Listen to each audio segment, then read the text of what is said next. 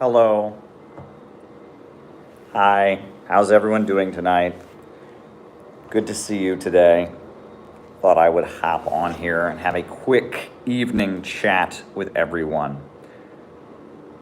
There may be, I don't know if you can hear it or not, but there seems to be some vacuuming going on outside of this conference room. It's a bit annoying, and I hope it ends soon so that we can have our sound not be interrupted by it, but I have no control over when the folks who vacuum come on in. So they came in just as I was starting to do my live, and there's not much I can do about that. So there you go. Anyhow, if you haven't done so already, it would be a great time, great time to tweet this out. It would be a great time to hit the like button. It would be great to hit the subscribe button.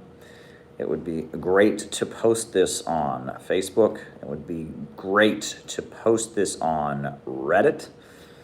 Let's make this a bigger conversation. Always looking to talk to you all, always looking to engage with all of you. Yes, so folks, I don't know if you're aware, probably most of you are. Over the weekend, we did just have an excellent web conference for the Center for Political Innovation. It was great. There were people on the web conference from all over the country, people from the West Coast, California, people from Texas, people from Louisiana, people from South Carolina, North Carolina, people from New York, people from all over the country. It was really a great web conference. I'm so happy about it. Great speeches, great music, presentation by somebody who was part of the DSA and is talking about some of the internal struggles in the DSA. There you go. Anyhow, folks,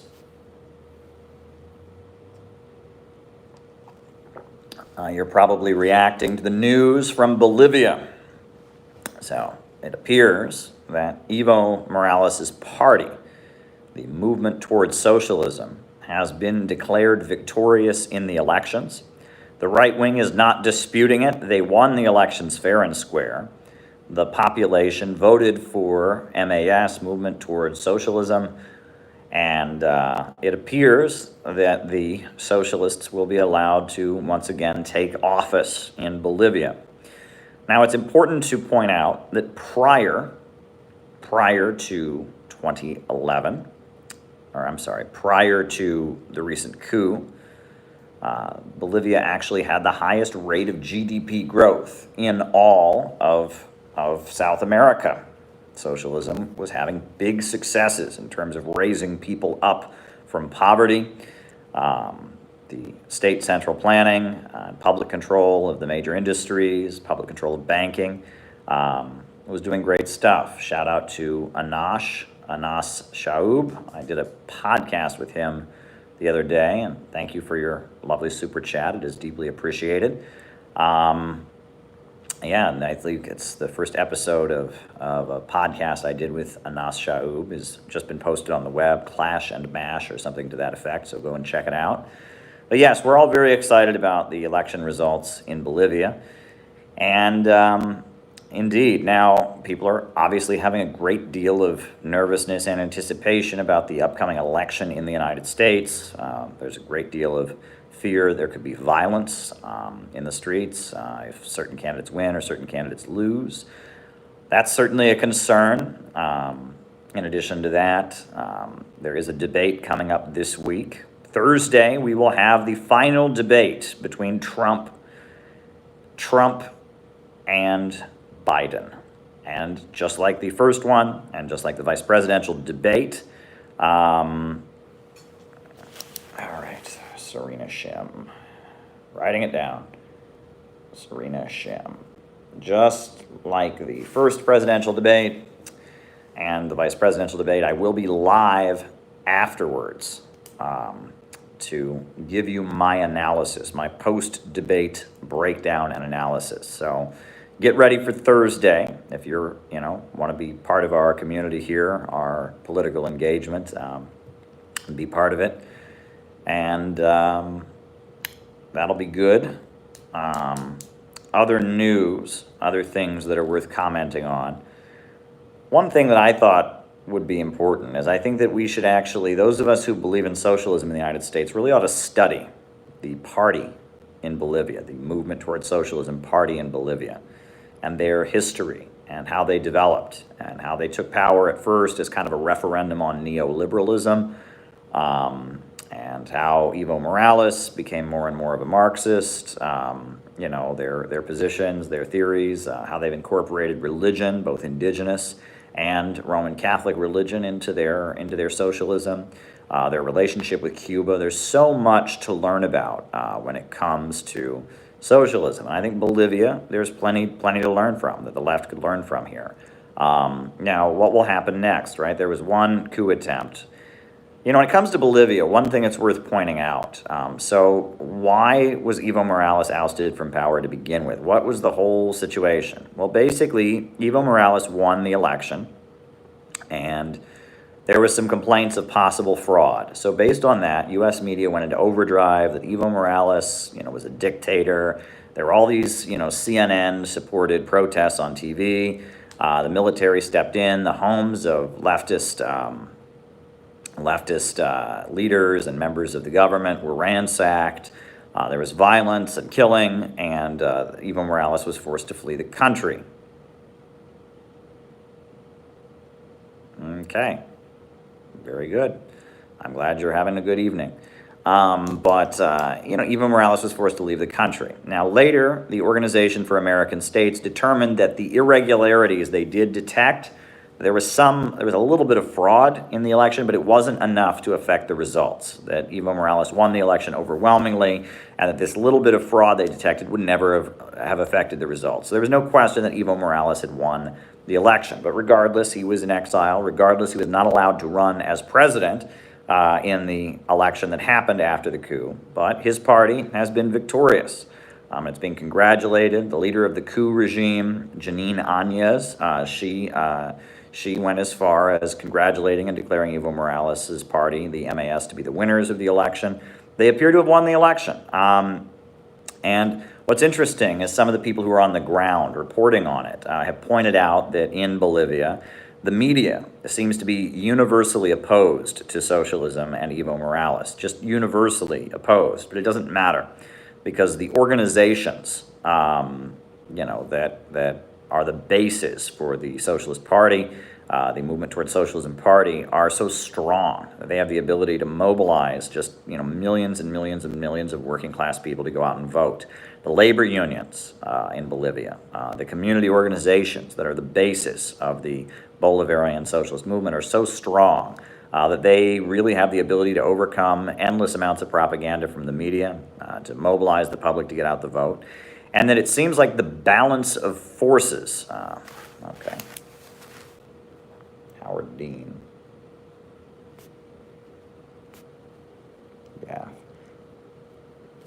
Seems like the balance of forces is so much that the United States feels like, because U.S. media could declare the election in Bolivia, to be a fraud if they wanted to, right? They could. There's about 1 million. I can guarantee you, there's about there's hundreds of Bolivian right-wing people in Miami available for interview at this time who will say, yes, the election was, Evo Morales told me he was going to rig the election. I've seen it. There's never been a fair election in Bolivia ever.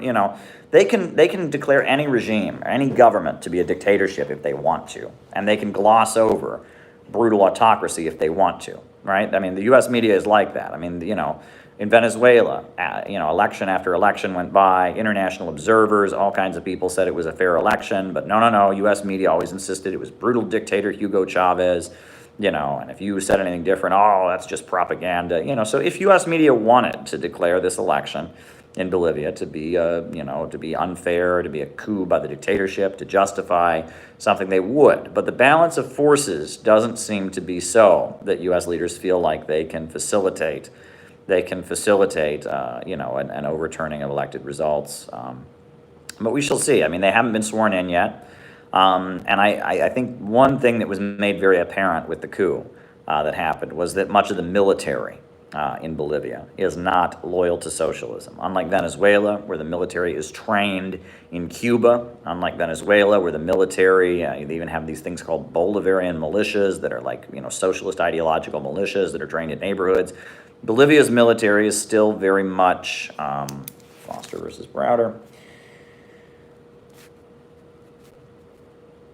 Bolivia's military is still very, very much, not a changed military. That the state apparatus of Bolivia, they do have a new constitution, but the state has not been significantly changed. There are sections of the Bolivian state that are not loyal to socialism and loyal to the revolution. So there are some things that need to be adjusted in Bolivia in order to continue the movement towards socialism. That's overwhelmingly true. Oh, look, now just as we're talking here, I get another obnoxious, someone has tweeted about me, and, I'm getting all these random texts. I don't know how they got my phone number. I'm getting random texts from people telling me to vote for the Democrats. Has anyone else noticed this? Where is this coming from? I'm getting these texts, hey, I'm so-and-so at the DNC. Can we count on you to vote for the Democrats? And I'm thinking, like, who are you? How did you get my number? It just comes in. I'm doing a live here. I'm sitting here on live, and somebody comes in, hey, I'm so-and-so. I'm a Democrat in your area. Are you going to vote for Joe Biden? Yes or no? And I'm thinking, like, I'm a journalist, number one, so I can't be going out and campaigning for anybody, right? Number two, like, I'm not a fan of the Democratic Party. Number three, I'm in New York, right? So the way the Electoral College is set up, it does not matter if I vote for the Democrats. Right? It really doesn't matter. This state is going to go for Joe Biden no matter what, right? I could vote for Trump, I could vote for the Green Party, I could vote for the New York State Right to Life Party, I could vote for the Trotskyite Socialist Workers League, or I could vote for the American Conservative Constitution Party. I could vote for anybody I wanted to. And all of the votes representing me in the Electoral College would go to Joe Biden anyway, because New York State is a majority Democrat state. So it really doesn't matter. These people, I'm getting these tweets like 3 times a day. I'm getting a tweet from, hi, I'm so-and-so. Can we count on you to vote for Joe Biden? And I don't reply because I feel like it's like, don't feed the trolls. What was that thing about China? What are your thoughts on China preparing? Someone repeat it. What was it? What was the thing? There was a super chat that just went by. I want to give it an answer. Thank you, Mitch. I'm really glad. China preparing for war. All right. China preparing for war. It really doesn't matter. Right? So it's obnoxious to get all these texts asking me if I'm planning to vote for Joe Biden. That's obnoxious, number one. And number two, it does not in any way really matter to the election results. If I was in Ohio, right, that's a swing state, Michigan, Pennsylvania, but no, it really does not matter. So I'm getting these obnoxious texts, and it is what it is. It is what it is, as they say. Anyhow, so New York City is an interesting place. I've noticed one thing, and I'm curious what this is. I've been seeing a number of people, progressive Trump, clickbait. I've been seeing a number of people, I take the train on into work every day, and today I saw a number of homeless people in camouflage. And not just homeless people. I saw a number of people in New York City in camouflage. People do not wear camouflage in New York City, right? It's like they're like duck hunting outfit, camo army pants. And I've seen that all over the city. I walk to my office on the train, in Brooklyn, in Manhattan. I'm seeing homeless people in camo. Are they giving away camo clothes to homeless people now? Are there homeless people from somewhere else that are coming here? But, you see camo in rural areas all the time. And I saw a guy standing outside the McDonald's near the subway stop I get on, And he was dressed, I mean, he looked like he was about to go deer hunting. I mean, he was just, I mean, it was like he had the mask with the camo, and he had the camo pants and the camo shirt. And I'm thinking, like, what in the world is this? I'm just seeing camo everywhere. I mean, camo pants, camo shirts. Why are people wearing camouflage in New York City? I mean, it's not actually camouflage, first of all, right? Because you're not going to, like, blend in with the New York City buildings and, like, green stuff. It doesn't really work, so it's not really camouflage. What's going on there, right? I mean, and it's white people, it's people of color. I'm seeing people in camo, and I'm perplexed what that's about, right? I mean, maybe it means nothing. Maybe it's all random. I just have not seen, people don't wear camouflage in New York City. They just don't do it. So I think that's a little bit weird. I noticed that. I will say, I told you a couple weeks ago about the prostitution that I'm seeing in the city on the trains now. I've never seen anything like that. I mean, I see people, I don't even know if I should say, I see people doing, blatantly illegal things on the subway a lot more than I used to. It seems like there's some kind of, the police are just not doing their broken window thing anymore, right? And that's, maybe that's a good thing. I mean, I don't think people should go to jail for the kind of stuff I'm seeing, but it's certainly much more blatant than I've seen, and it's also more of I think a matter of people are desperate, right? I mean, there is a lot more people being desperate. I see a lot more people playing the guitar on the street than there used to be. I don't know if folks saw, last week I interviewed the Ayn Rand tour guide. It's kind of a funny thing. So I was walking down the street, and there was the Ayn Rand tour guide standing there out in front of Grand Central Station. And so I was just like, okay, Grand Central Station, Ayn Rand tour guide, whatever. I interviewed him, and I thought I might argue with him, but he just seemed like a nice guy. He was an older, nice guy, and so I'm not going to argue with him. I asked him some tough questions, but you can see it. It's like a 7-minute interview I did with him. And I mean, some people were like, why weren't you harder on him? Because he's I don't agree with him. I don't support Ayn Rand and objectivism. I think it's satanic. But at the same time, I mean, he's just an older guy trying to make a buck. I mean, I wouldn't want to be a professional tour guide at this time in New York City. This is probably going to be the worst time in his entire life to be a tour guide. So, I'm just like, whatever. I asked him his questions, and, he was nice. He was polite, whatever. So I posted the video. People watched the video. It's got like 1,000 views or something. Workaholism. It's got like 1,000 views. People watched it.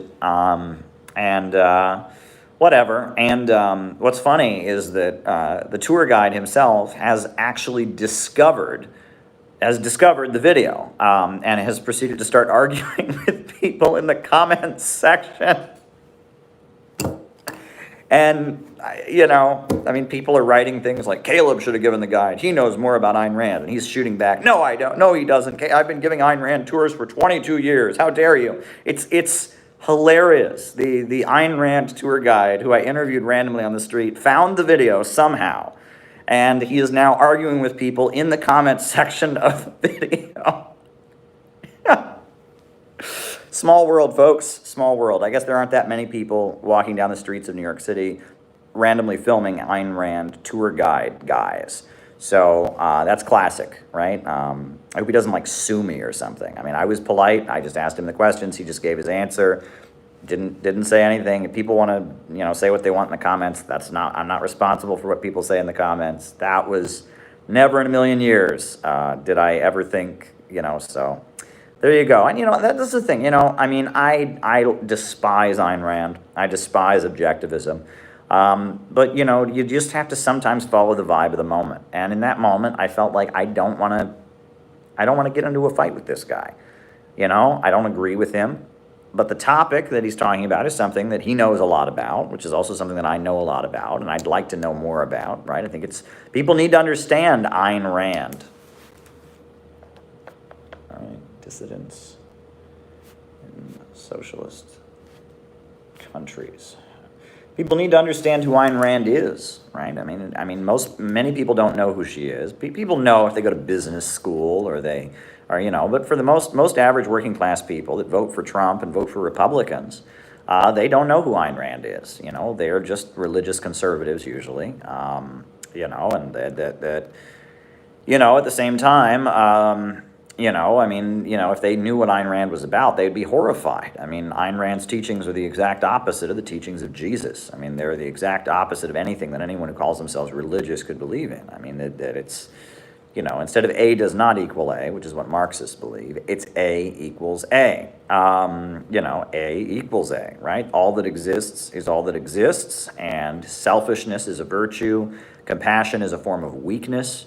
Kindness and human solidarity and charity are a problem, that you know, people should be motivated purely by selfishness. Money is not the root of all evil, it's the root of all good, right? That's an Ayn Rand. There's a whole speech in Atlas Shrugged about how money is the root of all good. You know, and there you go. I mean, I don't know. I just, you know, but I didn't want to just be mean to the guy because, you know, it's like, I mean, I don't know. I mean, there's too much bitterness in the world, right? And I figured he knows about Ayn Rand enough that he's been giving tours of Ayn Rand, and, you know, just let him talk. People need to know who she is, right? And who better to talk about her than someone who actually likes her? Euro-communists and Trotskyists. All righty. Euro-communists versus Trotskyists. All righty, folks. So yeah, that was kind of a fun thing. But if you haven't watched the video of the Center for Political Innovation Conference, watch it. Very exciting. We're starting something very, very exciting at the Center for Political Innovation. If you haven't gotten a copy of the Kamala Harris book, I recommend it. More reviews are coming out. It's good stuff. Yeah, I mean, exciting things are happening. I mean, wow. I mean, it was really, really great. So, folks. Yeah, I think that's really the only introduction I want to give tonight. I'm not looking to give a big speech or you know, our presentation. I just wanted to give you an update. We're all kind of happy about Bolivia and how the people have reasserted the socialist government. We'll see how U.S. media distorts this, what the next scheme against the socialist movement in Bolivia is. But it appears that that they are being recognized as the winners of the elections. And so we've got a number of super chats to get to. But before we do that, why don't we do our roll call? I know it's early, but let's just do our roll call, right? Let's do our roll call. I probably won't go too late tonight, but let's do our roll call. So names and locations, I will call you out as I see you. I will call you out as I see you. Names and locations. Queens, New York, Lloyd Bennett. Wilmington, California. Nevada dinner table. George in New York County. Madison, Connecticut, in the house. Sam in Los Angeles, somewhere USA. Nicola, Belgrade. Richie in Staten Island. San Francisco. Mike. Vicksburg, Mississippi. William Z. Foster in heaven. North Carolina from now on, says Dust James. Southwest UK. Arthur in Dresden, Germany. Ben in Toronto. Hi from Mantua, Italy. Max the Sax in Virginia. Fairhope, Alabama. Hell's Kitchen, Czechoslovakia. People's Republic of China, north of Detroit. Whoa, going by real fast. Bayonne, New Jersey. Jess in Oregon. Let me see if Roberto in Hell's Kitchen. Mousetown, Orlando. Wow, I can do that. I can scroll up. Vallejo, California. Denver. Cincinnati, Ohio. Mexico. Ireland. Albany, New York. Albany, New York. Lincolnite Yankee. Hello, says Bill from the United States. Occupied, Ireland. Jack from Iraq. Is he a friend of Dan from Iran? Cleveland. Pirate Alex. All right. Mesopotamia. Mike Mendito. Nice, Vegas, Nevada. Mesopotamia. Leipzig, East Germany. Leipzig, East Germany. Gloria La Riva. All right, if you really, I mean, okay. Gloria La Riva. Nate from Sydney. Nate from Sydney. Anybody else? I will call you out as I see you. Names and locations. Names and locations. I will call you out as I see you.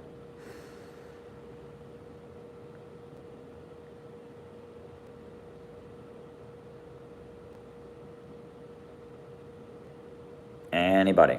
I'm not seeing any chats go by. Eric from the Soviet Union, very good. Peter in the UK, very, very good. Very good. I swear, you know, when you do this on your iPhone, you don't get to just see a continuous chat, like things pop up and they go away. During in Berlin, UK, England. UK, England. The Pentagon, very good. Take notes. Just kidding. Belgium. Belgium. All right. West Yorkshire, United Kingdom, Simran. Stuart Edwards says LOL. I feel like Alex Trebek. Michigan, USA. The Woodlands, Texas. The Woodlands. They have woodlands in Texas. Illinois, Brian Schaefer. Welcome, Brian. Perth, Australia. Well done on CPI. Well, thank you. Jacob, the Netherlands. Thank you for your knowledge and discussion. Hope we have you on the channel called Clash and Mash more. Also, will Iran give Syria new weapons, or will Iran get weapons from China and Russia? Okay, I'll write that down. Iran, weapons for Syria, China, Russia. Okie dokie.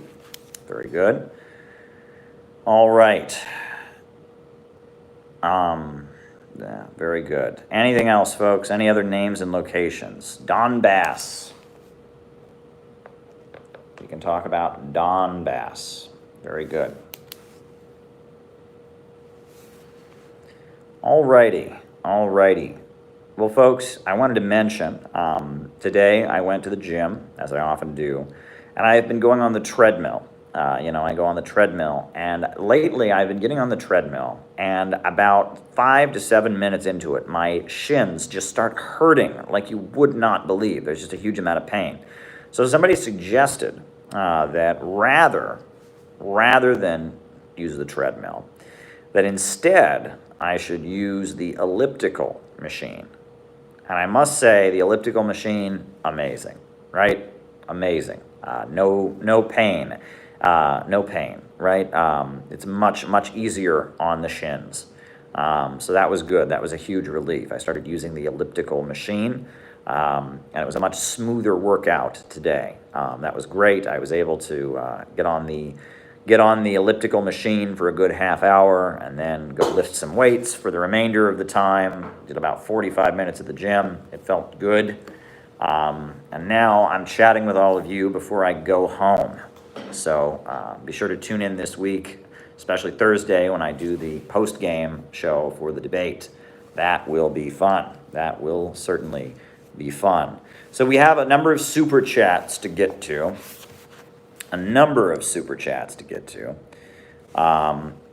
So why don't we just start going through them? A lot of them are about communist history, which I'm very interested in. So you came to the right place. First question was, did I ever know Serena Shim? No, I did not. Serena Shim was a young woman. She worked with Press TV. She was stationed in Turkey, and she died under mysterious circumstances. She was reporting on Turkey links. All right. Any success? All right. BLM protests. Any success? All righty. So Serena Shim, she was a young woman from U.S. born, I believe, but she was reporting on the situation in Turkey and the anti-Assad, anti-Syrian government groups that were operating in Turkey, in Turkey and going over the border into Syria. That's what she was talking about, and she was killed. I believe she was run off the road. Many people suspected it was some kind of assassination or something. But Serena Shim, she was a Press TV reporter in Turkey, and she died. Now, I never met her, but I was at Press TV when this occurred, and we were all kind of startled by it. But I never met her in person. I saw a lot of her reporting and stuff. Many people look at what happened to Serena Shim. They also look at what happened to Andrei Vicek, and that there are some serious concerns there. I mean, it's dangerous to be in the line of kind of work that I'm in. It's not exactly the safest thing. Now I'm not going into war zones. I'm just New York City, right? But it can be dangerous doing what we do, right? There's risks involved, and I remember Serena Shim's death, and it shook all of us up. It was big. Okay, Howard Dean gaffe. Well, that was 2004's election. In 2004, there was a presidential election. Bush was president, and the Democrats ended up nominating John Kerry to be the candidate who ran against George Bush. However, early on in the Democratic primary, there was a guy by the name of Howard Dean from Vermont who had a lot of momentum and enthusiasm. And, they called his supporters the Dean Machine. How tall am I?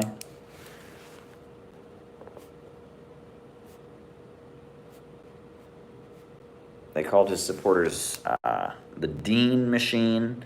And he had like a level of, enthusiasm. Unlike John Kerry, he made clear that voting for him was kind of like it was a solid opposition to Bush, right? That he was calling out Bush. He wasn't really against the war. He was like any other Democrat, but it's like he had this level of energy. Like he was mobilizing the public against what Bush was doing. And so one day, he was riling up his supporters on the microphone. It looked weird in the video, right? The room was really, really loud. People were yelling, so he was trying to be heard over his supporters. But the way it was picked up on the microphone, like the microphone was picking it up on TV, so it was like the atmosphere in the room was really loud, so he's yelling really loud to be heard. Meanwhile, the microphone is picking it up as if there's no noise in the room. And, he was yelling about, we're going to take this state and we're going to take that state. And, and then the big line was,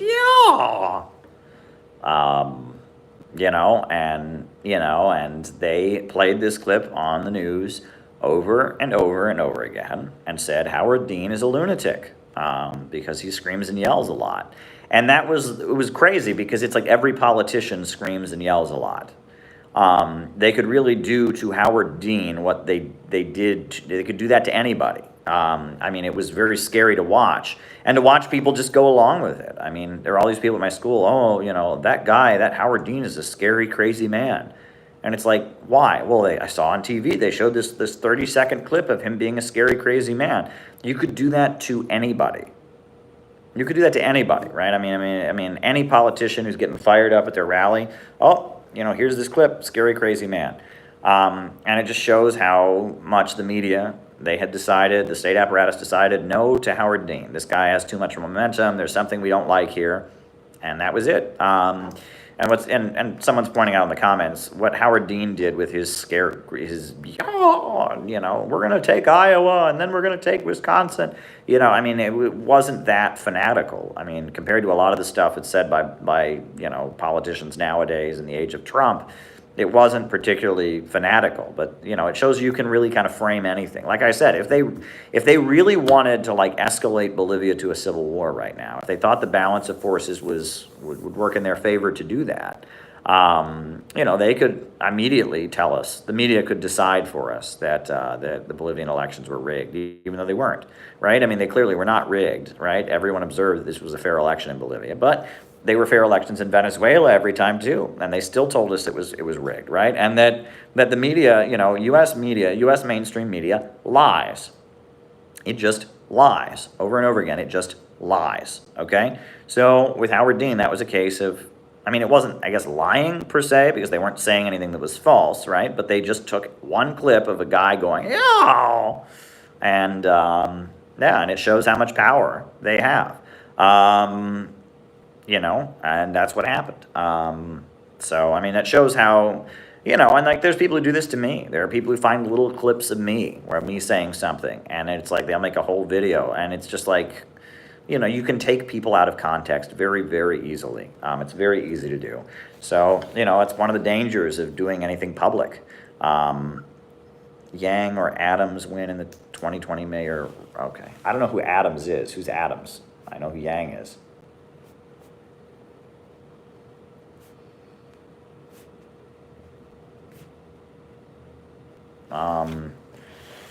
Okie dokie. Foster versus Browder. Well, those were the two leaders of the U.S. Communist Party during the 1930s. William Z. Foster was much older than Earl Browder. William Z. Foster was the leader of the Steelworkers Union. He had led the steel strike of 1919. William Z. Foster started out as a wobbly, a member of the Industrial Workers of the World, the IWW Union, and he decided that the wobblies and the more radical activists should go into the AFL and try to, what he called, bore from within, or boring from within, to recruit inside of the AFL. So he formed the Syndicalist League of North America, that eventually changed its name to the International Trade Union Educational League. They infiltrated the AFL-CIO to push for radical politics inside of it. They took over the Chicago AFL Union, and they organized the meatpacking workers of Chicago, and eventually they staged the National Steel Strike of 1919, which was a big deal. The National Steel Strike of 1919 was huge. I mean, it shut down the country, and cities like Pittsburgh and Gary, Indiana, and Youngstown, Ohio, and all over the country, there was a steel strike. Woodrow Wilson invited William Z. Foster to the White House and asked him to call the strike off. The strike ended in defeat. I mean, they didn't get union recognition from the steel companies, but there was a big incident, the steel strike of 1919. William Z. Foster was the leader of that. Later, and at the time, the Communist Party didn't support the strike because it was led by an AFL union, and the Communist Party only supported communist unions. But Lenin urged them to change their position. William Z. Foster went to Moscow, met with Lenin. Lenin explained, why the communist position was to do what he had long advocated, to bore from within, and go into the existing unions and make them more revolutionary. On top of that, Foster was very impressed with the Soviet Union. So William Z. Foster ultimately joined the Communist Party, and he was very well loved. He ran for president in 1932, and he ran a presidential campaign that was very big. Hundreds of thousands of people voted for him, or campaigned for him at least, and he had a huge amount of support around the country, and he was arrested in almost every city he went to for his presidential campaign. By the end of his presidential campaign in 1932, he'd had a heart attack and almost died, and so he went to the Soviet Union to get treatment. So Earl Browder became the leader of the Communist Party when William Z. Foster had his heart attack. William Z. Foster was the chairman. Earl Browder was the general secretary. There were always two positions, right? That's one thing about the Communist parties, that there were two positions. There was the chairman and the general secretary. And what's weird is that the positions kind of alternated. One of those positions was the real leader, and one of those positions was symbolic. But it was kind of alternating. Sometimes the general secretary was the one with the real power. Other times the chairman was the one with the real power. But they kind of went back and forth, right? During the time when Foster was running for president, he was the chairman and he had the real power, and Earl Browder was the general secretary, and he didn't really have much power. However, after William Z. Foster went to the Soviet Union, Earl Browder, as the general secretary, had the real power, and Foster was still the chairman, and he did not have the real power. And that's how these things kind of went down, was that it was kind of weird, but on the National Committee of the Communist Party, they had two titles that it wasn't clear who was the higher rank. It just, everybody knew, right? At one point, I think Eugene Dennis was the general secretary, and so he had the actual power, but Elizabeth Gurley Flynn in the 1950s, she was the chairwoman of the Communist Party, but everybody knew Eugene Dennis had the real power. Everybody knew that Gus Hall was the leader of the Communist Party, from the early 60s up until up until his death. Everybody knew that, but, was he the general secretary or the chairman? I don't remember. And there were many chairmen and there were many general secretaries, but everybody knew Gus Hall was the leader. And in the Communist Party, that was kind of a weird aspect where it wasn't clear if the general secretary ran the party or the chairman ran the party. There was always a chairman and a general secretary, but everybody knew one of the guys was the guy who was really in charge. It's a very strange aspect of the Communist Party. I'm not quite sure what to make of that. Somebody who studied their history a little more in depth than I do might be able to answer why they had this weird situation. So William Z. Foster had led a faction of the Communist Party in the 1920s, and their faction, the Trotskyites had been part of the Foster faction originally, and they got expelled. And then there was this other faction that was led by J. Lovestone, and they got expelled. The Trotskyites were the first faction. They were led by James Cannon. They got expelled. Then there was the faction by J. Lovestone. They were the American exceptionalists, right? They believed that Marxism did not apply to the United States. The USA was exceptional.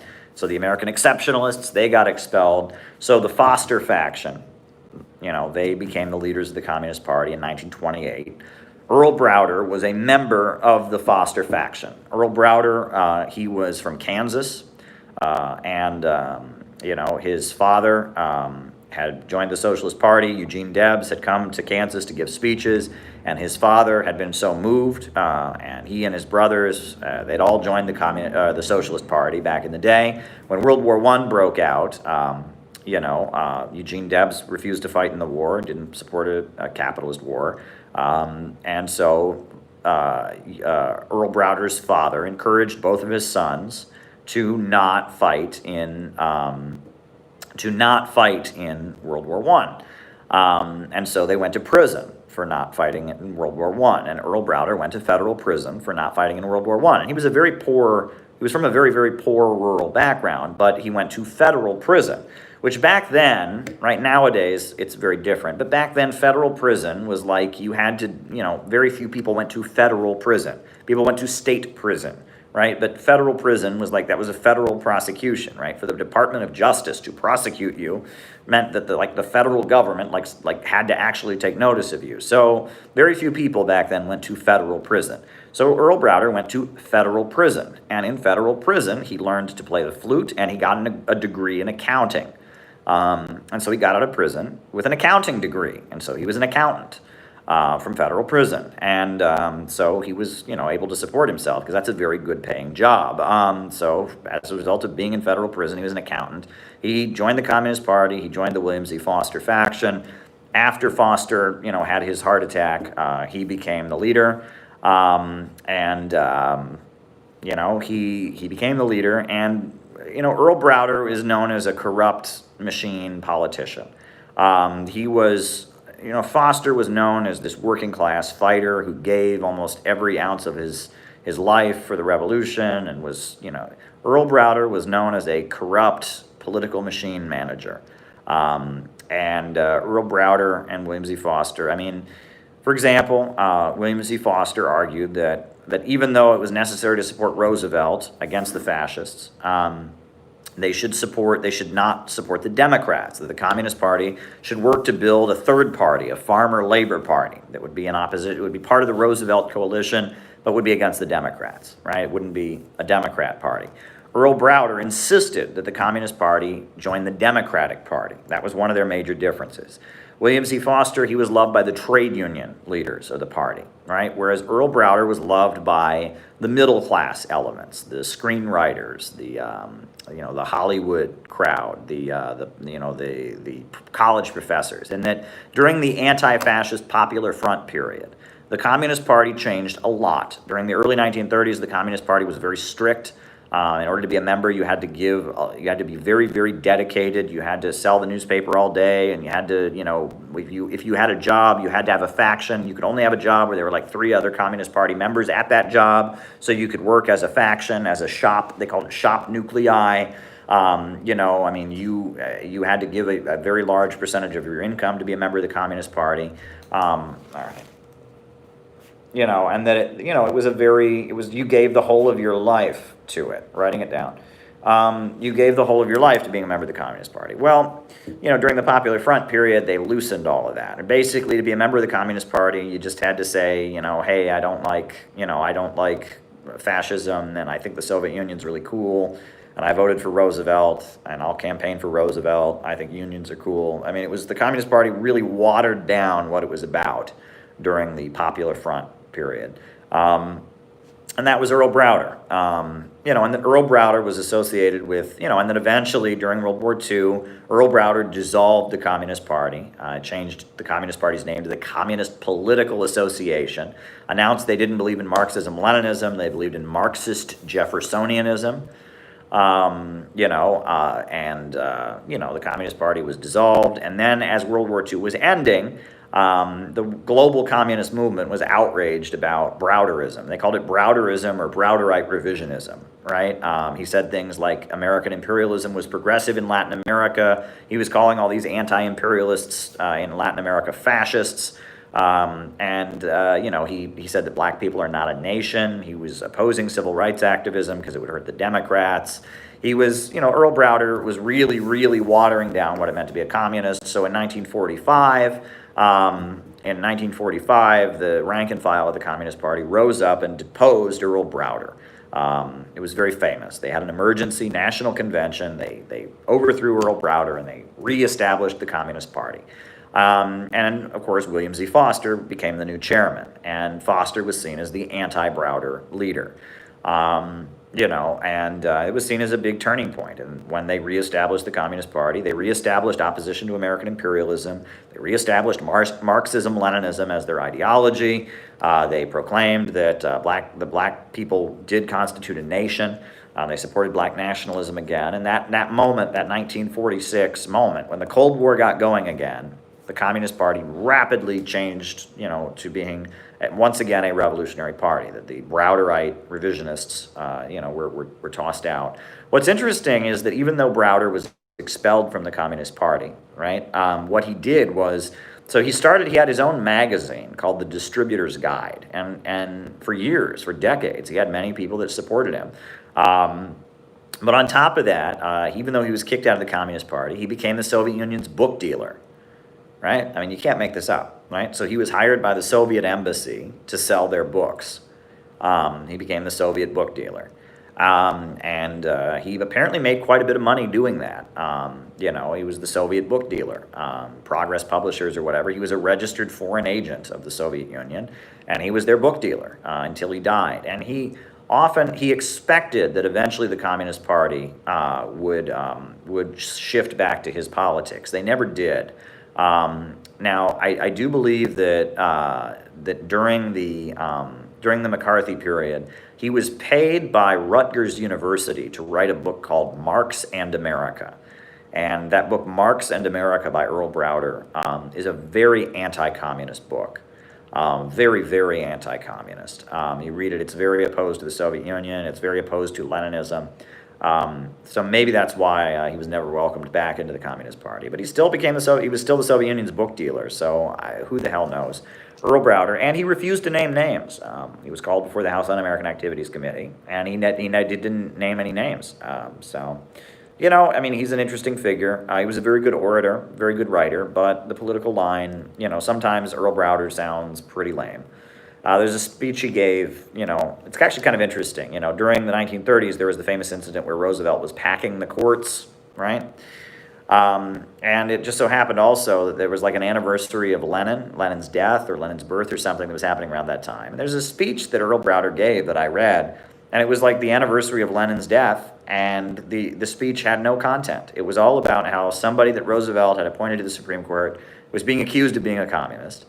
And isn't that great? Because that shows how amazing communists are. Because somebody might think the great Roosevelt had a tie to one or something, and we're the party of Lenin, and Lenin's great, and it was like there was no revolutionary content in the speech whatsoever. And there's a lot of Earl Browder speeches like that, where there is no revolutionary content whatsoever. It's very, very.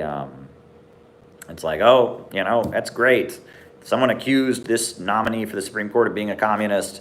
That's great that people would think that Roosevelt's Supreme Court pick is a communist because communists are so important to Roosevelt. hooray, hey, Lenin, we're the party of Lenin. Lenin started our party. I mean, it's really, really watered down stuff. But there's other stuff that Earl Browder wrote that's completely opposite of that, right? During the lead up to World War II, Earl Browder ran for president. And at that point, the Molotov-Ribbentrop Pact was still in effect, right? The Soviet Union was not supporting, was neutral, right? They were not supporting the fight against Hitler. The Soviet Union had not yet been invaded. The non-aggression pact between the Soviet Union and Nazi Germany was still in effect. So what was interesting is that he ran this presidential campaign in 1940, opposing World War II. And, he wrote this book called The Way Out, which was a presidential campaign, opposing World War II. And you read that stuff, it's very revolutionary. And he's calling for independence for Puerto Rico, and he's talking about the civil rights of African-American workers. And, I mean, it sounds very, very, not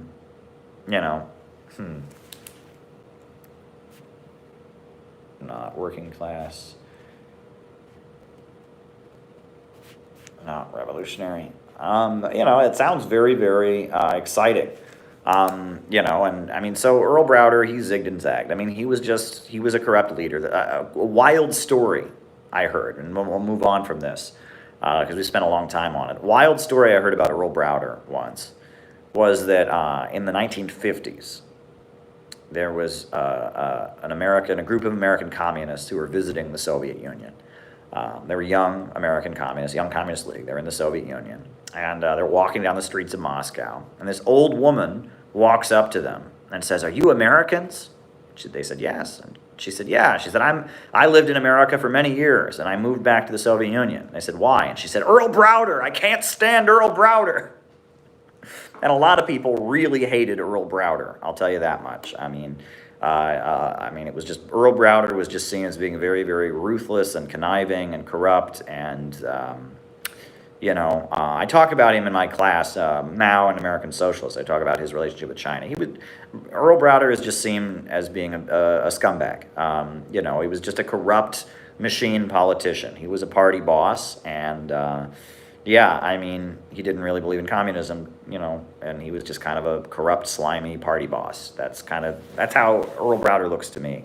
Okay, all right. Is China preparing for war? No, China is preparing to defend itself.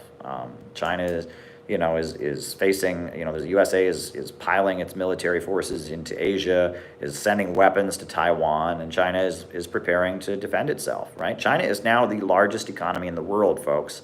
Bet you didn't know that, right? But now China's economy has surpassed the U.S. economy. China has the largest economy in the world, and the U.S. imperialists are not happy about that.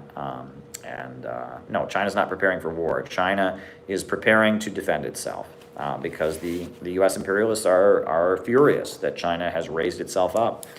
All right. Progressive YouTube Trump clickbait.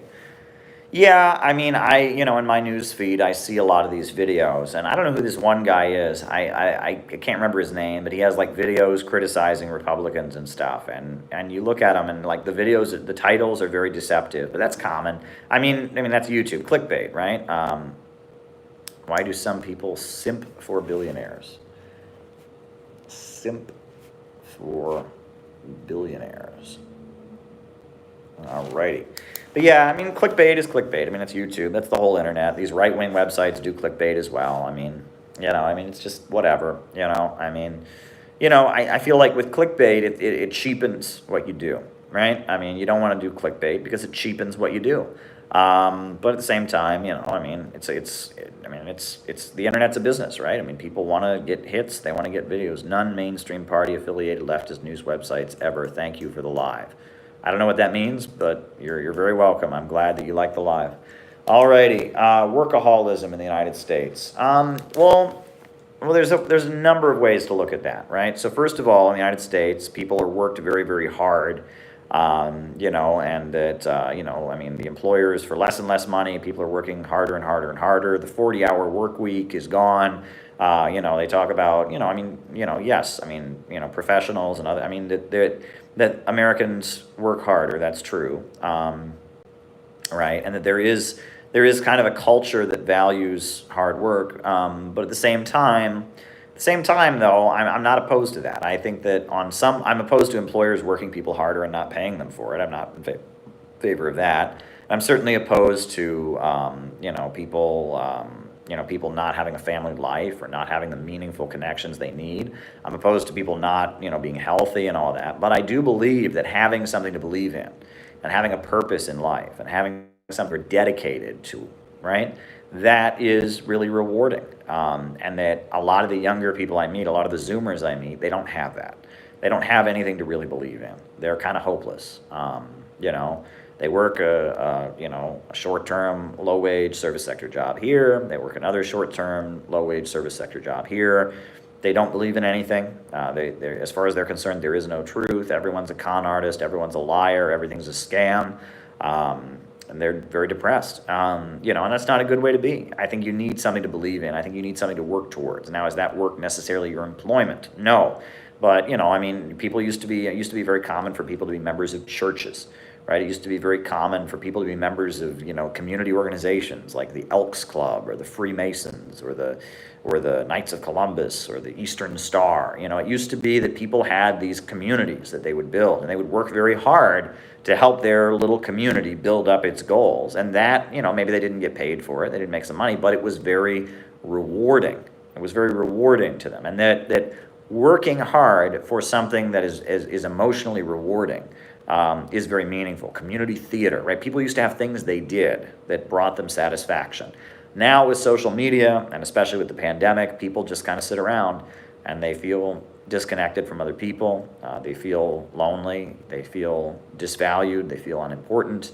They have the TV flickering at them, telling them that if they're not rich like the Real Housewives of New Jersey, if they're not rich like that, then they have no value. And then they look at their life and they feel worthless, and it's not a good situation. But having something to work toward, having goals, having a community, having a vision, that's something that's very, very, very valuable. So, on the one hand, I know what you mean. I mean, there's many ways when you describe workaholism. It's more complicated than that. So let me put it that way. And that working for something that you believe in is a way of getting satisfaction in this world. Dissidents in socialist countries. Well, dissidents. What does dissidents mean, right? There are different kinds of dissidents in socialist countries, right? I mean, it's like there are people who dissent because they think it's not true communism. There are people who dissent because they want to be like the West. There's people that are supporting one faction in the party against another faction. And, there's always going to be people who disagree. I mean, there is no country in the world, where everyone agrees on absolutely everything, we get this impression. I was told in school, no matter what the country is, Iraq, Iran, Afghanistan, Soviet Union, Cuba, China, and all these countries, if you say anything against the government, they kill you. And everyone thinks exactly the same thing. It's like there's no country in the world like that. Right? Every country in the world, people disagree, people complain, people, okay. So yes, there are different levels there are certainly countries with a lot less social liberty than we have. But there are dissidents in every country, right? And there were dissidents in the Soviet Union. There are dissidents and there are dissidents. I believe that political space is a good thing. I think people should be able to speak their mind. And I think that openness is a good thing in any society. But when the Soviet Union was under attack, when the Russian Revolution happens, 15 countries invade them, millions of people get killed. That's not an atmosphere where everyone can just do whatever they want. Then the Nazis invade, 26 million people killed, right? They're constantly being forced to. The Soviet Union was surrounded and attacked, and as a result, it became a very authoritarian society, and it had a lot of problems. The Soviet Union achieved huge successes in spite of all of that. It raised millions out of poverty. It electrified, the region. It wiped out illiteracy. We can learn from the Soviet Union's achievements, but recognize the Soviet Union was very flawed in a lot of ways. And it was flawed. It wasn't flawed because socialism is just evil, right? Which is what we've been told. It's flawed because from the moment it was created, it was fighting for its life. And that when people are fighting for their life, the result can sometimes, have a long-term impact. Soviet society developed a specific way because of the onslaught from Western capitalism against it. Alrighty. What is the difference between Euro-communists and Trotskyites? Okay, well, Trotsky was a like leader of the Bolshevik Revolution. He was not a Bolshevik until July of 1917. He had this theory called the theory of permanent revolution, and he was in the Bolshevik government. He had a falling out. I mean, after Lenin's death, there was division in the party. He wanted the Soviet Union to follow his theory of permanent revolution. All right, burn the guillotine. Burn the guillotine. Wanted the Soviet Union to follow his theory of permanent revolution. They didn't. He was exiled from the Soviet Union, first to Turkey, then to France, and then to Mexico. And he had a specific, there's a certain political line that Trotsky had. He believed in the theory of permanent revolution. He believed the Soviet Union was what he called a deformed workers' state, meaning that it was socialist in its foundations, but it was led by a counter-revolutionary bureaucracy. He oriented his followers to be opposed to the communist parties, and the communist parties were Stalinists. But he also, at the same time, he was more radical sounding than social democracy. He would send his followers to join social democratic parties and try to take them over from inside and form like a militant faction. They called that the French turn tactic. Communists generally, they have their program, they have their maximum program, their minimum program. Trotsky, he had this theory of the transitional program that he developed. Trotskyism is a unique world perspective, right? And I believe that the Trotskyist movement is largely, it was co-opted by the CIA, and that Trotsky himself was very corporate Dems. The same. I believe that Trotsky himself, his theory of permanent revolution and the way he conducted himself showed that he was not really anti-imperialist. Trotsky believed the West is the best. He said that when he lived in New York City, it was the foundry where the fate of mankind will be forged. He believed the Soviet Union and socialism had no hope until it seized the West. He referred to Stalin as a, quote, Asiatic brute. He had contempt for peasants. That Trotsky was a Eurocentrist. And the theory of permanent revolution was largely a Eurocentrist theory. That's Trotskyism, though, right? That's Trotskyism. And after the Second World War, Trotskyism became very much a CIA vehicle, right? It was getting support from Western imperialism. The CIA was funding Trotskyite organizations via the Congress for Cultural Freedom program. The CIA's Congress for Cultural Freedom program was staffed by a bunch of Trotskyites like Irving Kristol and Irving Howe, Max Shachtman, and others. So, so that's Trotskyism. And it's a split from the communist movement. In 1928, a group of people left the communist movement. That's that. Eurocommunism is something completely different. So Eurocommunism is, after the Second World War, in France, in Italy, in all kinds of European countries, communist parties were very, very big. And then you'll know that in 1975, I believe, was it 1975, there were uprisings in Spain and Portugal. The people of Spain and Portugal overthrew fascist governments, right? Franco's regime was brought down in Spain. In Portugal, the fascist government was overthrown. And so the communists were big leaders of those anti-fascist uprisings in Spain and Portugal. And Italy had a very big communist party. And France had a very big communist party, right? And so in Europe, you had these big communist parties that had millions of members and controlled, whole cities and had all kinds of people elected to parliament. And in 1978, the Italian Communist Party, the Spanish Communist Party, and the French Communist Party all signed a document opposing Soviet foreign policy, announcing that the Soviet foreign policy, they didn't support it. Now, they didn't say the Soviet Union wasn't socialist. They said the Soviet Union was socialist, but they did not defend Soviet military interventions. They didn't support, Soviet interventions around the world. I think that they supported the Prague Spring in Czechoslovakia, and that was part of it. And you had these three communist parties sign a document basically denouncing Soviet foreign policy. And around the world, then, the global communist movement, and within communist parties, there started to be two trends. They called them the tankies and the Euros. And the tankies tended to be the ones that took pro-Soviet positions and were more socially conservative. whereas the Euros tended to be the ones that were denouncing the Soviet Union's military interventions, because they were involved tanks, so they weren't tankies, right? And they tended to be embracing social liberalism. We now know that part of the reason that Euro-communism sprung up was because of the fact that CIA funding was covertly going to a lot of professors. Academics and college professors were very important in the French Communist Party and the Italian Communist Party and the Spanish Communist Party, and a lot of communist parties, and that there was a lot of funding. You know, the International Gramsci Society was started by Pete Buttigieg's father with funding from the National Endowment for Democracy, from the U.S. government. With U.S. government funding, Marxist professors are getting paid to go around the world and have conferences about Gramsci, right? And that, you know, that all kinds of covert efforts were made to support people in communist parties in Europe who didn't support the Soviet Union and emphasized social liberalism. That was a big thing. So, coming out of, in the 50s and 60s, and ultimately, Euro communism and the French Communist Party, the Italian Communist Party, the Spanish Communist Party, it was very powerful. It's actually Zbigniew Brzezinski, the CIA strategist who developed the term Euro communists. He's the one who came up with the name, for goodness sakes. But yeah, it was these parties, these communist parties in Europe, cutting ties with the Soviet Union. The U.S. Communist Party never had a strong Euro-communist faction. Gus Hall was leader, and he was a tanky, and they were tanky.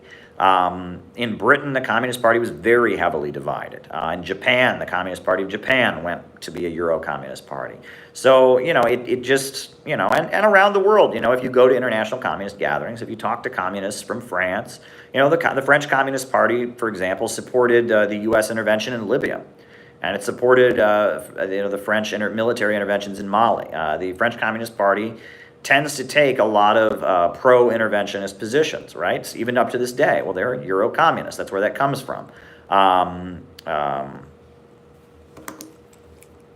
Refuseniks. All right. All righty.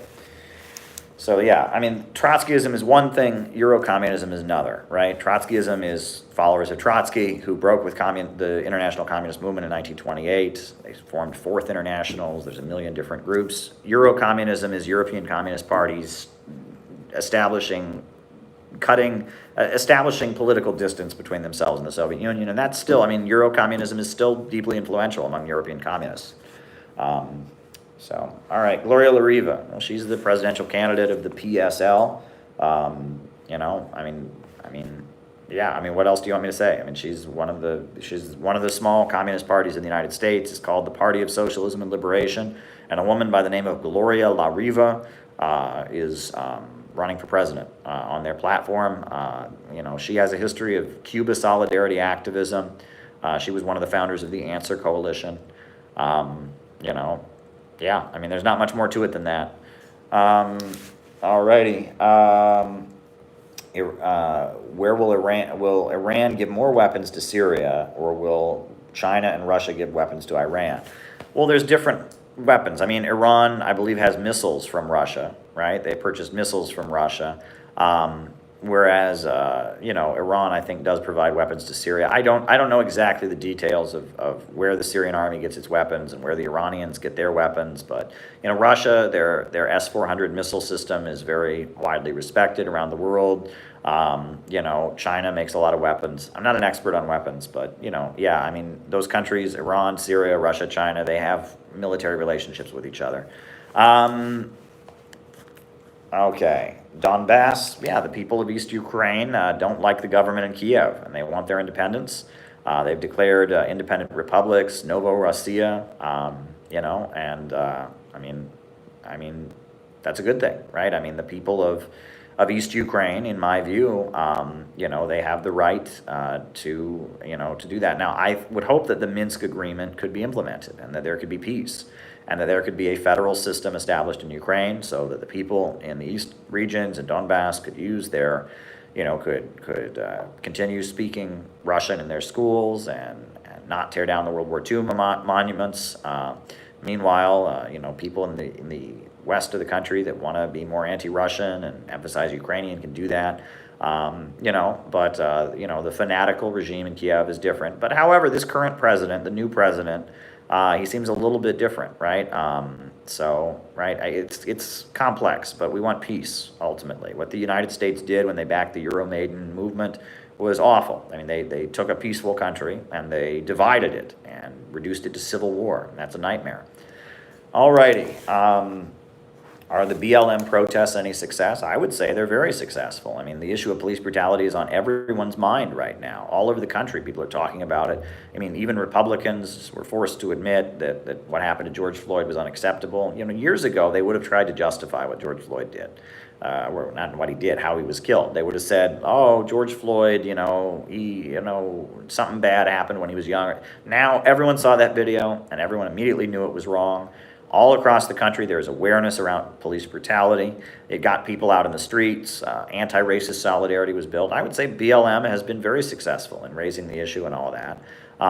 There's a blowback against it, absolutely. And you get that every time the people of color in the United States begin to assert their rights. There is a section of white people who take it personally as if it's somehow a personal attack against them. There was the whole, but at the same time, I would say BLM has been very successful, and rightly so. Police brutality is a horrendous thing. And, police brutality is an issue that's happening to everyone in the United States right now. I mean, it's certainly most specifically targeting the black and brown communities, but right now there's a huge aspect, a huge escalation of police state repression in the United States. And, everywhere you go in the United States, Republicans, Democrats, conservatives, liberals, they're all mad about the police state. Right? The black community has been dealing with police brutality for years, and they've been protesting against it, and they are rising up against it, and they've created political space. That's a good thing, that's a good thing. So I'm not for police brutality. I think police officers murdering people and getting away with it is not okay, and there's been a tolerance for that in the U.S. society, and that's not normal. That's not right. Okay, how tall am I? Average height. I'm not going to give you specifics, right? I don't know if you're trying to file for like a fake ID in my name or something. I'm not going to give you my exact height. I hope your night's going well. Well, thank you. Me too. I'm just kind of sitting here answering people's questions. I'm not going to give you my exact height. I don't want you to, file for a fake ID in my name or something like that. But I will tell you I am average height. And that's one weird thing about TV, the internet. You never know how tall people are. Donald Trump, for example, I've been in his presence on one occasion, well, two occasions actually. I've been in Donald Trump's presence, and he is very, very tall.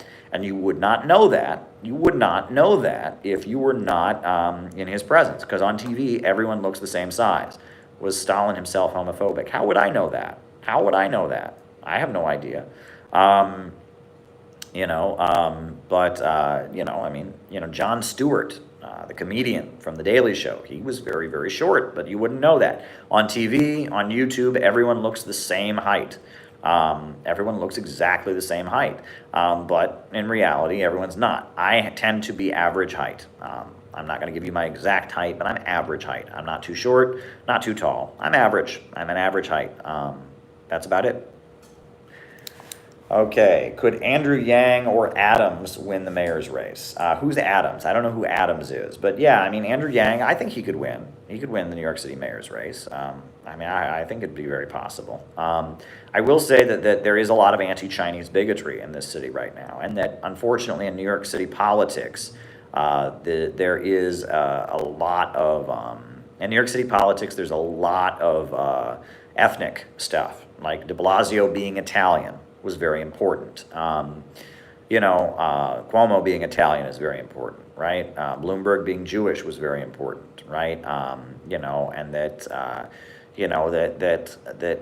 there's a lot of, in city politics in New York City, if you work in the Department of Sanitation, or you work as a police officer, or you work as a fireman in this city, ethnicity is extremely important, right? That there's a lot of ethnic stuff. Ethnic associations are how you make connections, etc.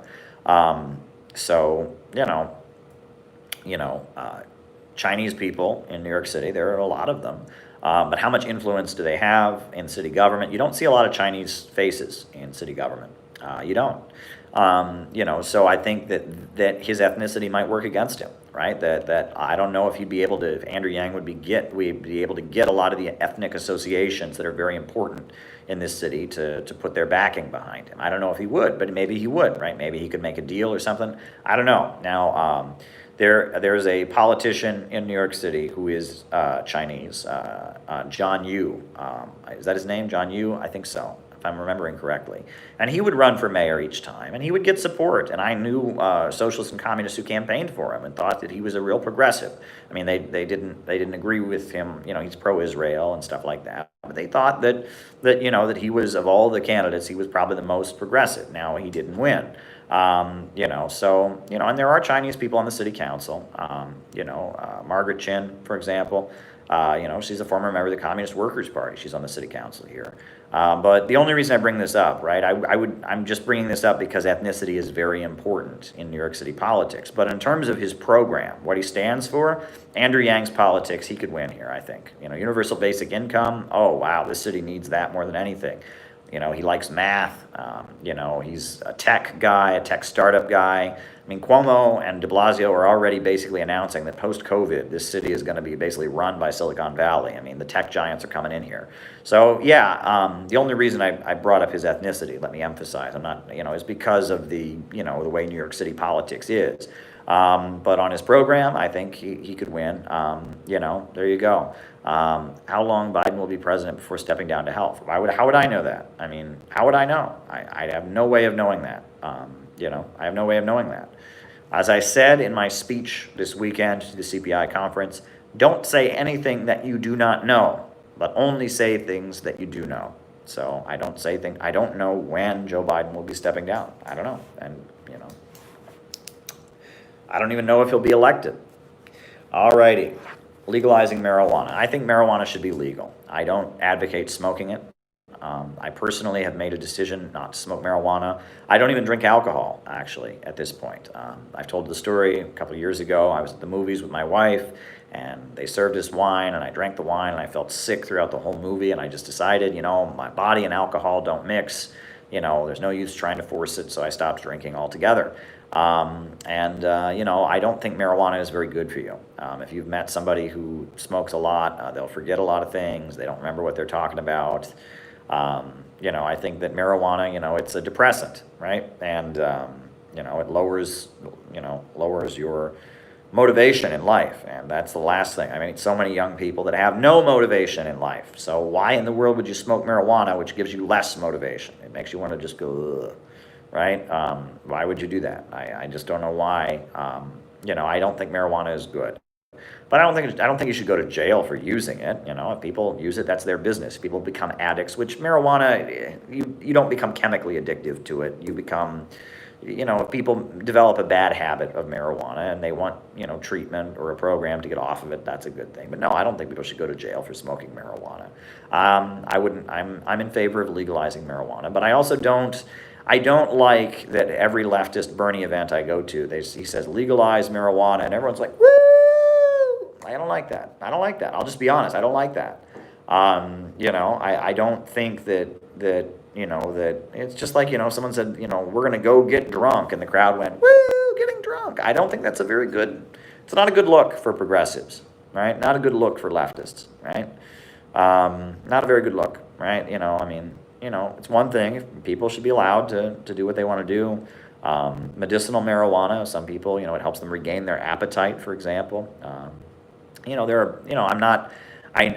marijuana has medicinal value as a painkiller, as an appetite rejuvenator.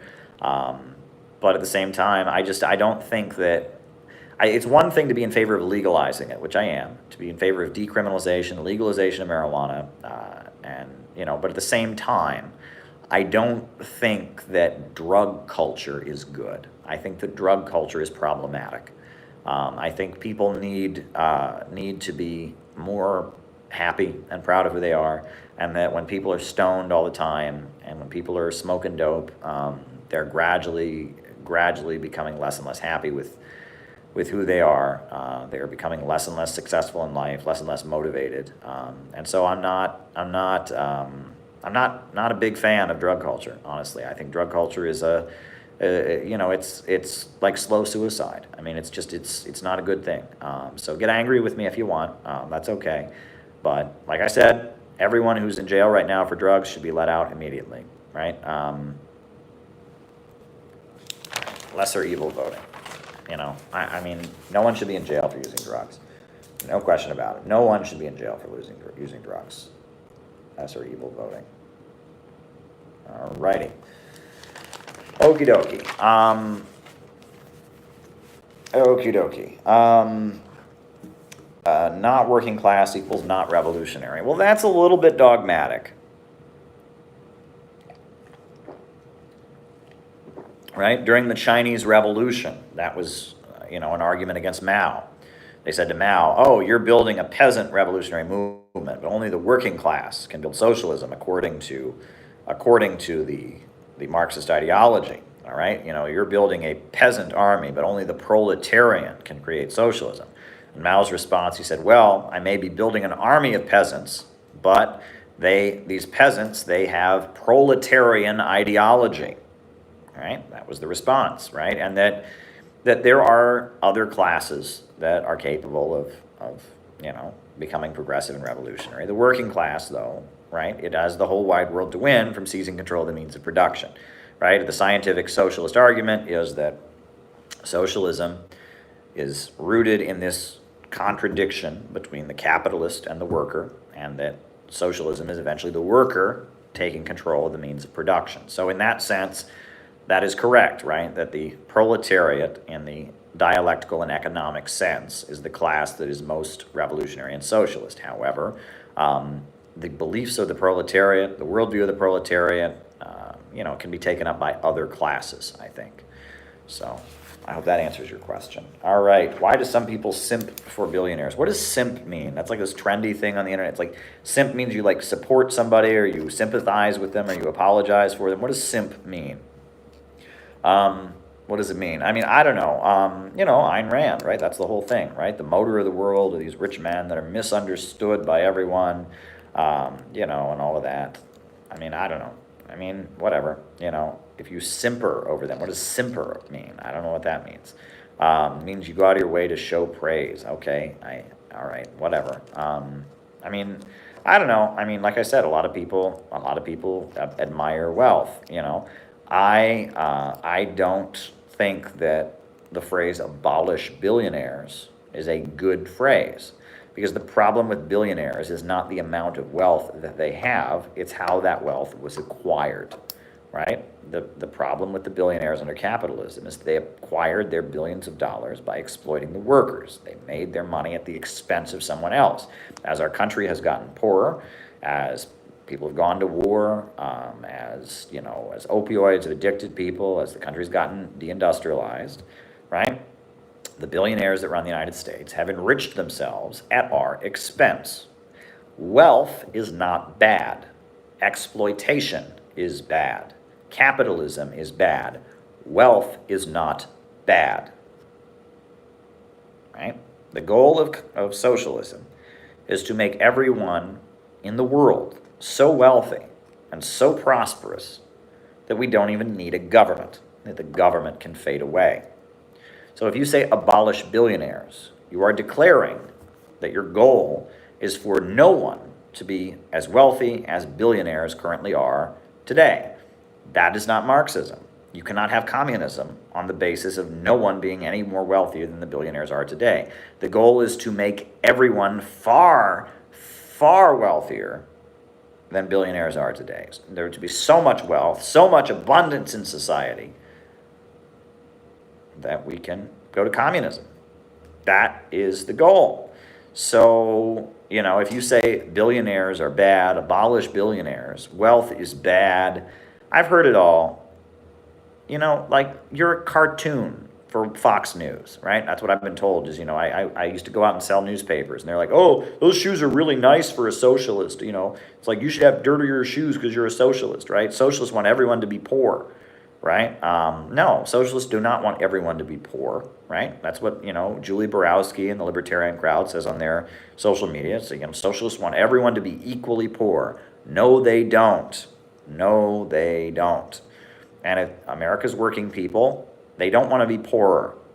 They don't. They want to be wealthier. They want to have more houses and more cars and more iPhones and more iPads. So if you say your goal is to abolish billionaires, a lot of working class people who want to have more are going to be put off by you. Working class people who are struggling to pay their bills don't want to have less. They don't want to struggle more to pay their bills. They want to have more so they don't struggle to pay their bills as much. It's pretty simple. But if you are a middle class, petty bourgeois, LARPing, rad lib, and you think wealth is bad, man, money's bad, I'm a communist because people care about money too much.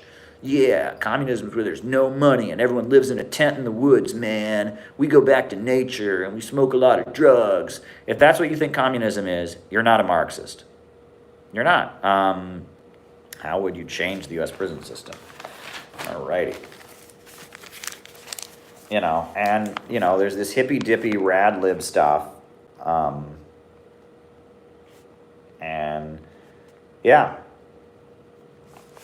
There's this hippy-dippy rad lib stuff, and that ain't Marxism. That ain't Marxism. So, there you go. Okie dokie.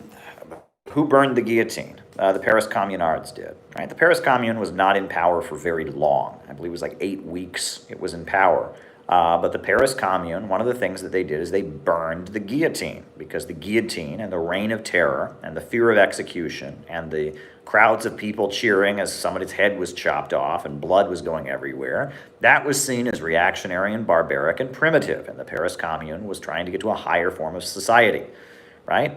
And I object very strongly to socialists using guillotines as a symbol, right? I went to an event one time, I saw a woman with a guillotine around her neck. It was a necklace. I don't like that. Because the death penalty is not a good thing. The death penalty should be gotten rid of. Vengeance is not a good motivation. The Paris Communards, they burned the guillotine. They actually burned it down symbolically because they wanted to make clear that that's not what they were about. A lot of socialist states have the death penalty. If it were up to me, they wouldn't. But at the same time, I understand why they do it. I don't think the death penalty is a good thing. But you'll notice even the socialist states that do have the death penalty, they don't have public executions. In the Soviet Union, they would shoot people, right? I mean, they gave people the death penalty by shooting them. There was no, last meal and, drum, now we cut off the head of the criminal. There was none of that. It was just, they talked about the long walk, right? The person would be sentenced to death. They'd be in their cell. At some point, they'd come get them, and the person would be walking down the hall. They wouldn't even know it was coming.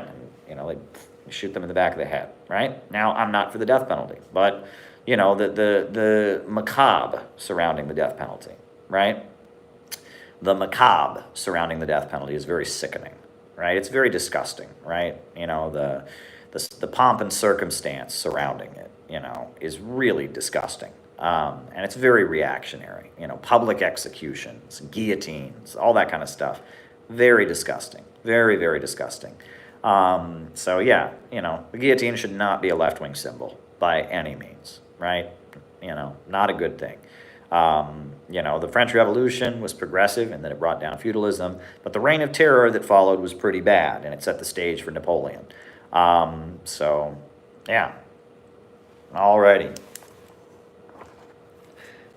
Corporate Democrats and Republicans, are they the same? No, but not all Democrats are the same, and not all Republicans are the same, and not all corporate Republicans are the same. I mean, there's differences among them. They're not as a group completely different, right? But I did a radio interview on Sputnik today where I pointed out that actually, Obama was much friendlier to China than a lot of other Democrats are. There are differences among corporate Democrats. There are differences among corporate Republicans. And that both parties have kind of a big chasm in them. I think that the Republican Party has a populist Donald Trump wing and a mainstream neocon wing. The Democratic Party has a corporate centrist wing and a democratic socialist wing. And that both parties are kind of fracturing right now because the ideology that motivates the rank and file to go out and fight for them and the policies enacted by people in power are very different, right? What Trump preached and what Trump has done is very different. What Obama preached and what Obama has done is very different. What average Democrats believe is much closer to Bernie Sanders. What average Trump supporters and Republicans believe is much closer to Steve Bannon, and that the American political center can't really offer what a lot of the people who are involved in politics want. People want things to change. We are in a crisis right now, a political, economic crisis, and yeah, the center cannot hold. Alrighty, refuseniks. I think those are Israelis who refuse to fight in the Israeli military, right? I think some of them are Orthodox Jews.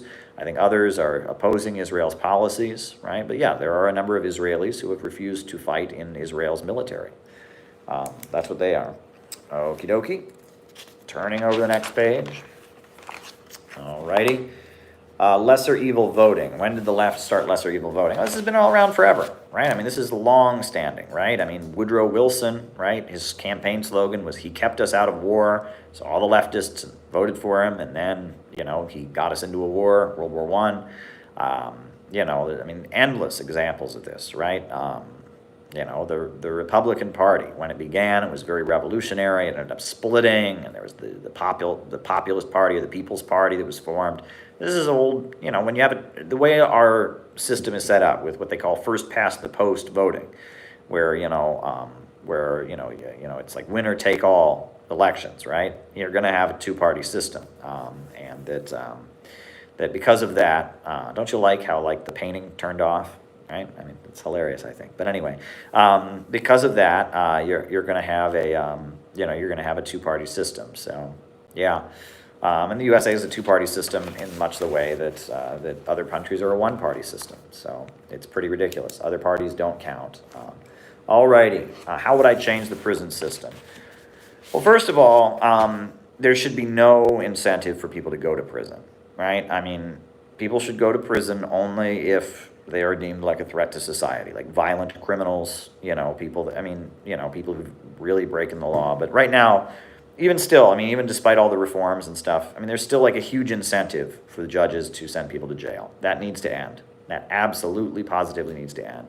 So the first thing I would do is I would be trying to minimize. Every incentive should be there to minimize the number of people who are in the prison, number one. Number two is that there would be real rehabilitation services available. Many prisoners have told me about one of the things that they object to is that in the prisons, they don't have real drug rehab programs. They have religious people who preach at them. You know, and there should be rehabilitation services for real in prisons. I think that's very important. Another thing, you know, that solitary confinement, you know, the way it's used, is a huge violation of international law. I mean, to some degree or other, you need some kind of punishment in the prison to control the prisoners, but the way it is used, you know, it's like, I believe with federal prison, everyone goes to solitary confinement for the first, like, 1 or 2 months they're in federal prison, just routine, you know, oh, you're in federal prison. To, like, break your spirit, they send you to solitary for the first couple months. That's not right, right? That's not right. Yeah, I mean, there's a lot of things about the U.S. prison system that need to change. You know, and obviously the goal of the prison system should be to reform people so they don't go back. Instead, the prison system has become, it's a way to make money. We maximize the number of people in there. And then when you get out, you have a scarlet letter for the rest of your life that you're a felon, you're a criminal, you don't get to vote in a lot of states, you're U.S. military budget. You know, and it's like you create an underclass of people who don't have anywhere near, you know, anywhere near the opportunities. So, yeah, I mean, there's a lot of things that need to change. And that it's kind of like the death penalty, right? That, you know, there is this kind of like the goal of the prison system isn't to actually, you know, stop crime and prevent crime. It's to like carry out some kind of sadistic, macabre, you know, ceremonial punishment, right? And that's not, I mean, this is a primitive, barbaric attitude, right? The goal of the prison system should be to prevent crime and deter crime, number one. And number two, it should be to, you know, to reform the people there. Some people are irredeemable. That's just a fact. And, you know, violent criminals, obviously, if people are going around committing violence, you need to not have them out on the street committing violence, right? You know, eventually the abolish prisons slogan. Again, abolish prisons. Like, to most people, that sounds nuts.